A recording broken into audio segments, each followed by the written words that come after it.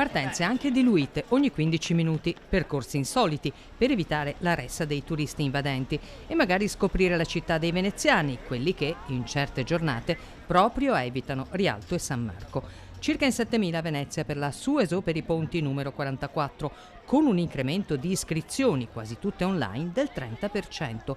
2 i percorsi vigilati da 450 volontari, quello completo di 11,6 km con ben 38 ponti, partenza e arrivo in piazza San Marco, e quello breve 5,6 km, 23 ponti, partenza dal porto di Venezia e arrivo sempre in piazza San Marco. A proposito di ponti, a Venezia sono 417. Partecipanti di ogni età per una giornata sicuramente gioiosa, spesso tra amici, con simpatia. Che dopo che vede stasera. Forever young, sempre. Non importa la classifica, la Sueso è per beneficenza. Quest'anno per le scuole del territorio e le opere salesiane in Terra Santa.